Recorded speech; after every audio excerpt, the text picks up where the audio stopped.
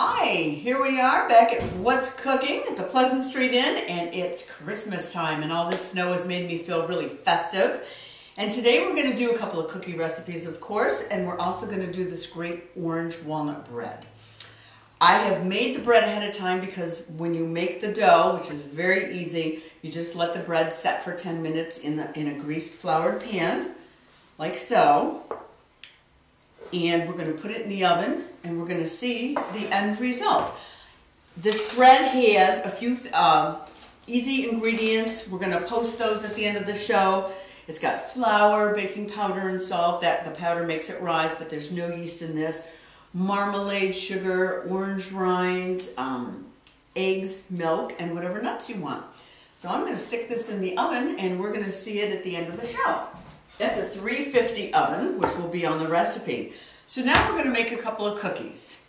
First of all, I love almond extract, so we are going to make some almond crescents, which are finished off with powdered sugar. So I'm bowl right here, and we're going to start with a cup of soft butter. And if you forget to take your butter out the night before, then just put it on a plate and zap it for, and I mean really a small amount of time, like 30 seconds, just to soften it so that it's just right. In a whole pound of butter, you end up with 2 cups. So if you need a cup of butter, then this is going to be 2 sticks. And it'll tell you right on the thing that this whole thing right here is 8 tablespoons, which is a half a cup, so you need 2 sticks to have a cup. So 2 cups and 1 whole pound, so that's fairly easy.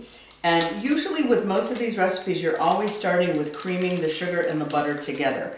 And that's really important to get it nice and light and fluffy so that it's well blended. So this particular recipe calls for a half a cup of sugar. Make sure that you're top that off. And now we're going to be a little noisy with my beater here. And we're going to blend.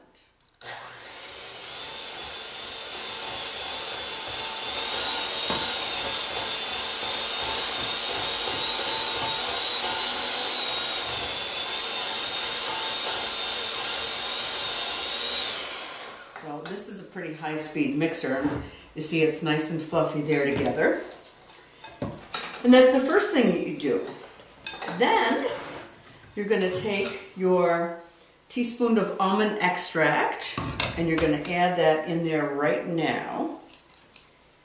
Oh, do I love the taste of this. I bet you could probably substitute amaretto with that. But anyway, let me make sure I've got my teaspoon one ready. I'm going to pour that in to the top. So, and we're going to mix that together.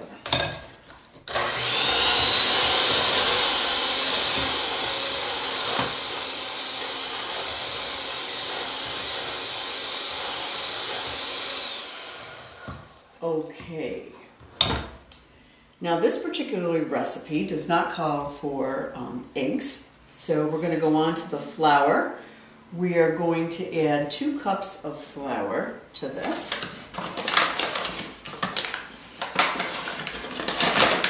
And I like to use unbleached flour by King Arthur, all-purpose.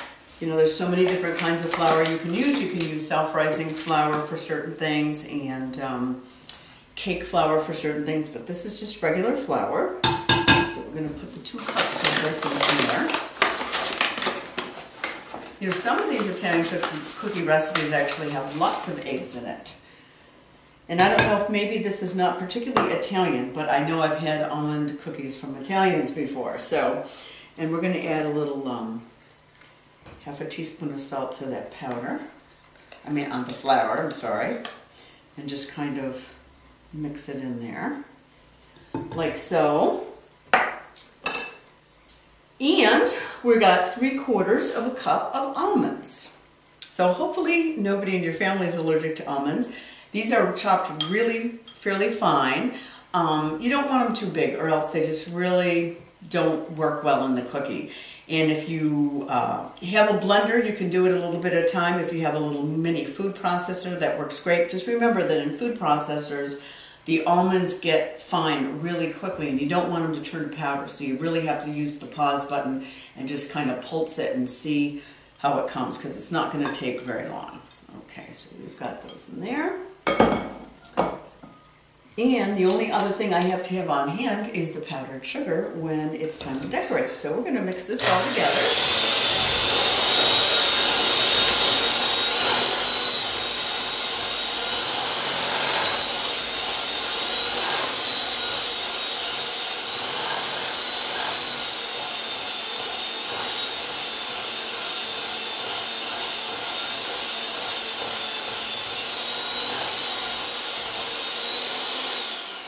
So now what you have is a really fine dough with the almonds in there. And this kind of dough, very much like those Russian tea balls that you can make with almonds and powdered sugar, but this is regular sugar. You're going to take it and, as you see, kind of going to make a crescent, like a moon shape with the dough, because it sticks, hopefully, together very well, because you've got all that butter in there. And then you're going to kind of roll it. I think you have to roll it into the ball first, as I remember correctly. But you have to kind of roll it like a long snake, like so. So many different traditional cookies. These are some new ones that I want to try. And then you're going to make it into a crescent like so. And you're going to put this on an ungreased cookie sheet. You don't need to grease it because of all the butter. So I'm going to grab this cookie sheet here, like so. And we're going to have a nice crescent.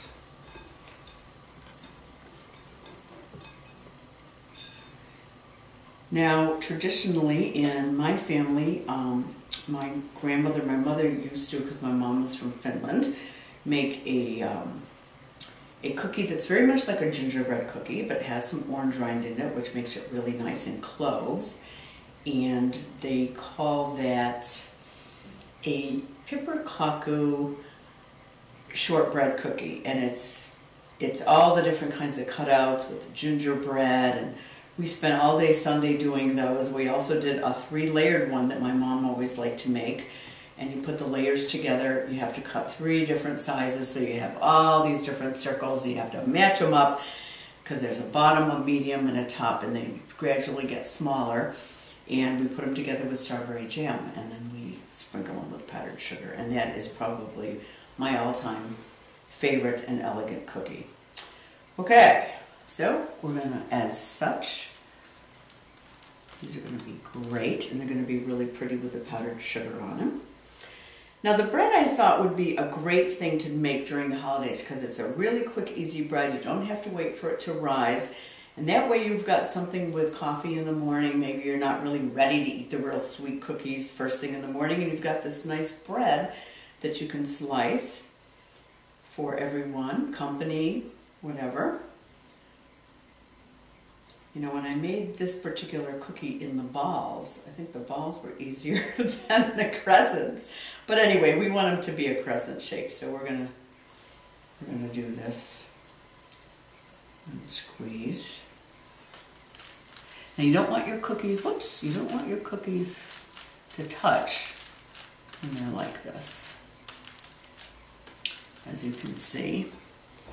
And we're gonna roll until that's